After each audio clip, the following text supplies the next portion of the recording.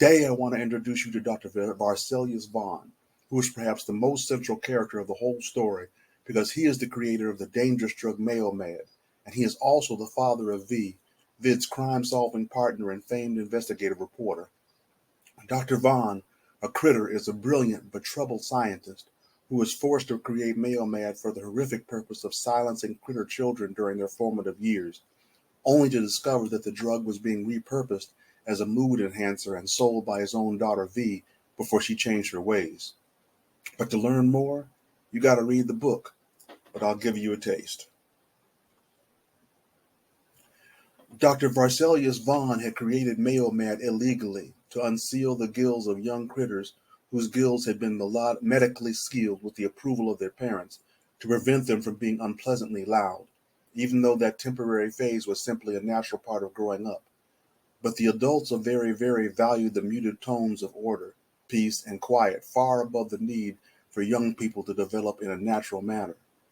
The fact that the sealing of gills and the accompanying enforced silence resulted in the random deaths of an untallied number of young critters whose heads exploded from the unbearable pressure of losing their voices for such a prolonged period of time was a simple, regrettable, yet necessary byproduct of a law designed for the greater good.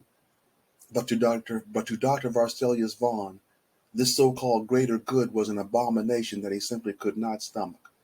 Allowing children's heads to explode rather than permit them to behave as most normal critter children would behave if their gills weren't sealed shut for the peace and quiet, loving comfort of their elders was more than he could take.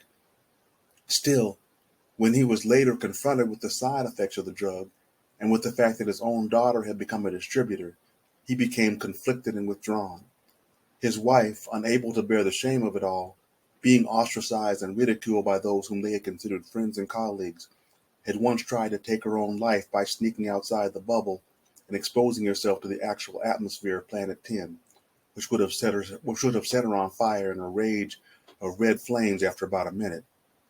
Instead, she was spotted by a roving Keystone, the local law enforcement patrol, and swiftly dragged back inside, then transported to a hospital where she was forced to undergo a series of tests and evaluations for a period of weeks.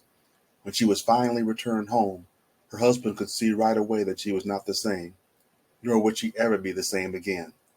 Neither would he. Somebody needed to pay for what had happened to his wife. He just didn't know who. And with that, I'll leave it.